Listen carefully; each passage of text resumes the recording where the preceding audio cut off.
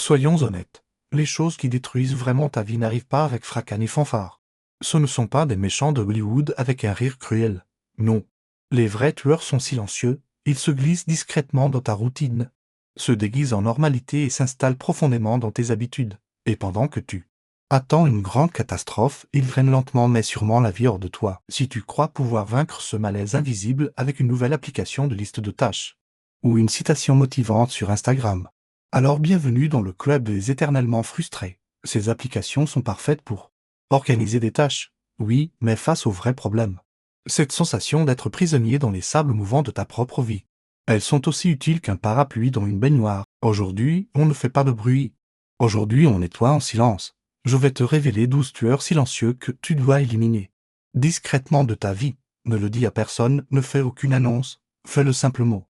Car la plus grande révolution est celle qui commence en silence. Et le premier tueur silencieux que nous allons affronter est le numéro 1, la suranalyse. Ce carrousel de pensées sans fin. Chaque décision, chaque geste, chaque possibilité est disséquée encore et encore, jusqu'à ce qu'il ne reste plus rien. Sais-tu ce qui enterre plus de rêves que l'échec lui-même? La suranalyse. Tu es là. Ton cerveau bourdonne comme un ordinateur portable en surchauffe. Tu construis le plan parfait. Pour le moment parfait. Spoilé, ce moment n'existe pas. Imagine que tu veuilles apprendre à nager en lisant un livre sur la composition chimique de l'eau. Ça paraît absurde, non?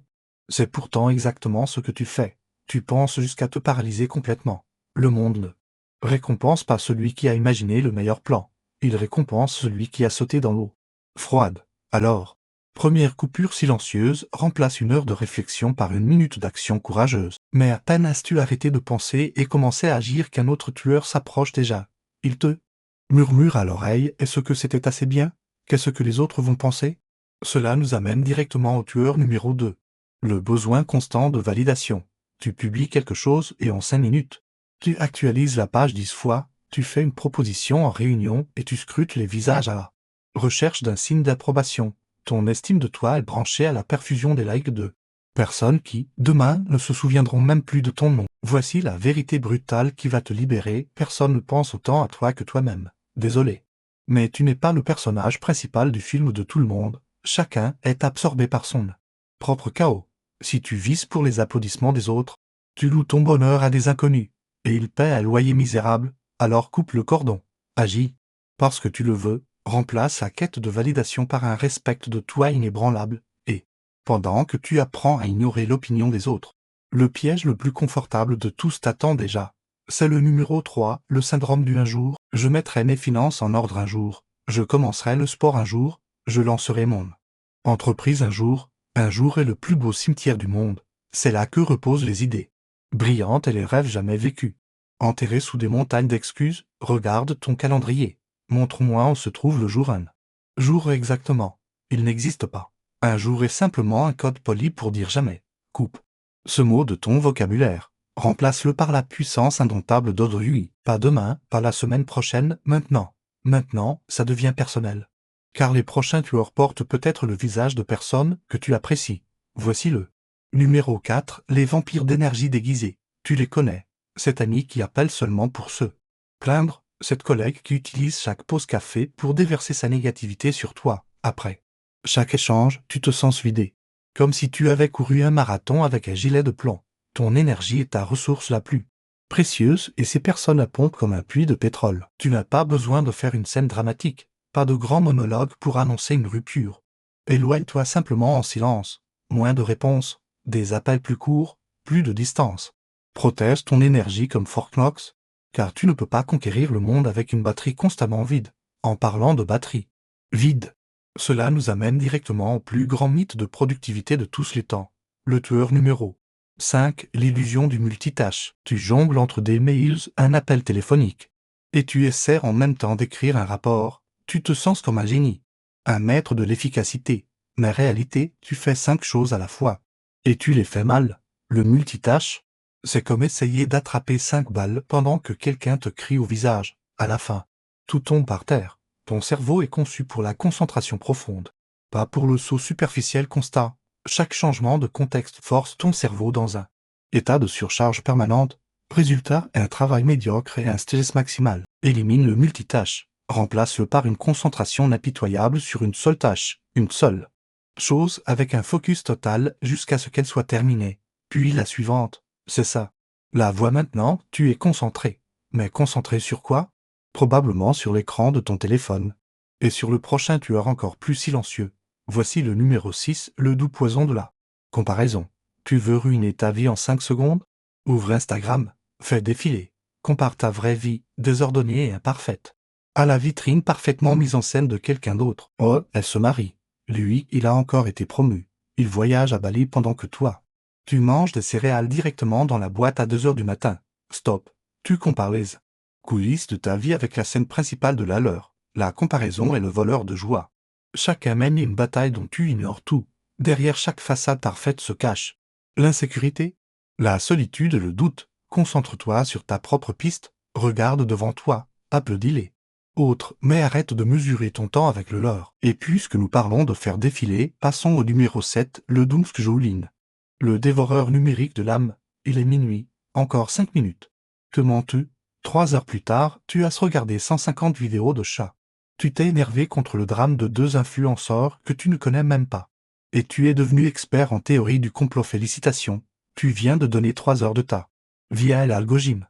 Ton attention est la monnaie la plus précieuse que tu possèdes. Chaque défilement inutile est une microtransaction qui t'appauvrit. Coupe court, mais un minuteur. Supprime cette foutue application TikTok de ton écran d'accueil. Reprends le contrôle de ton temps avant que ton téléphone ne te possède complètement. D'accord. Tu poses ton téléphone, et maintenant. Ça devient confortable, et c'est une bonne chose. Car nous parlons du numéro 8, le piège de la zone de confort. Ta zone de confort, elle ressemble à une couverture chaude lors d'un jour froid. Sûre, agréable, familière. La vérité brutale, c'est aussi ton cercueil. Dans cette zone, aucune croissance n'existe, seulement le recyclage éternel de la même vieille version de toi. Un homard ne peut grandir qu'en abandonnant sa carapace devenue trop étroite. C'est vulnérable et risqué, mais sans ce processus, il mourrait. Tu es ce homard. Coupe la zone de confort, remplace-la par un inconfort calculé. Passe cet appel que tu redoutes, parle à cette personne, sois le débutant. C'est précisément là, au bord de la panique, que la vie commence. Mais beaucoup préfèrent rester dans leur zone de confort car ils adoptent un autre rôle, bien plus sombre. Le numéro 9, la mentalité de victime. Ce n'est pas ma faute. Mon patron est un idiot. Mon enfance a été difficile. Le système est contre moi. La vie n'est pas un zoo rempli de caresses. C'est certain. Mais au moment où tu rejettes la faute sur tout le monde sauf toi-même, tu abandonnes tout ton pouvoir. La douleur dans la vie est inévitable. Mais la souffrance est un choix. Arrête de demander pourquoi toujours moins et commence à demander que faire maintenant. C'est le moment où tu passes du passager au pilote de ta propre vie. Prends cette foutue responsabilité. C'est difficile, mais c'est le seul chemin vers l'avant. Mais ce chemin est bloqué lorsque ton environnement ressemble à un champ de bataille. Cela nous amène au numéro 10, le désordre physique et mental. Regarde autour de toi, la pile de vêtements sur la chaise, le tiroir qui ne se ferme presque plus. Ton environnement physique est le reflet direct de ton état mental. Le chaos extérieur crée le chaos intérieur. Un bureau en désordre crée à ton cerveau. Ici, rien n'est sous contrôle. Range pas seulement ta chambre, range ton esprit. Supprime les anciens fichiers. Désabonne-toi des newsletters inutiles. Retire de tes réseaux les personnes qui te font te sentir mal. Crée de l'espace, physiquement et numériquement. Tu seras surpris de voir à quel point tes pensées devient plus claires. Lorsque tu ne trébuches plus constamment sur des déchets mentaux et physiques, et pendant que tu fais le tri, tu trouveras peut-être des projets que tu traînes avec toi depuis longtemps. Cela nous amène directement au numéro 11, les engagements à moitié assumés. J'apprends un peu l'espagnol. Je travaille un peu sur mon site web. Faire un peu est le plus épuisant qui soit, c'est comme essayer de conduire une voiture avec le frein à main serré. Tu dépenses une énorme quantité d'énergie. Mais tu n'avances nulle part. Décide-toi. Tout ou rien. Termine le projet ou engage-toi à 100%. Tout ce qui se trouve entre les deux est une lente mort énergétique. Coupe ces cadavres à moitié. Vivant de ta vie, tu te sentiras immédiatement plus léger, comme si tu avais perdu 10 kilos. Et cela nous amène au dernier, au plus grand, au plus silencieux de tous les tueurs, celui qui maintient tous les autres en vie, le numéro 12. La peur du jugement. Tu ne dis pas ce que tu penses, parce que tu pourrais paraître stupide. Tu ne lances pas ta chaîne YouTube, parce que les gens pourraient rire. Tu vis une vie plus petite que celle que tu pourrais vivre, parce que tu as peur de ce que le logis dans ta tête et le monde extérieur pourraient dire. Flash. Info, les gens te jugeront de toute façon. Si tu es silencieux, ils te trouveront ennuyeux. Si tu es bruyant, ils te trouveront arrogant. Si tu réussis, ils seront jaloux. Tu ne pourras jamais satisfaire tout le monde, alors pourquoi ne pas simplement faire ce que tu veux vraiment? L'opinion des autres n'est pas ton problème. Remplace la peur de leur jugement par le courage de tes propres actions. Récapitulons, la suranalyse, la dépendance à la validation, le mythe du un jour. Les vampires d'énergie, la folie du multitâche, les comparaisons toxiques, le doomscrolling. Le piège de la zone de confort, le rôle de victime, le chaos, les engagements à moitié assumés.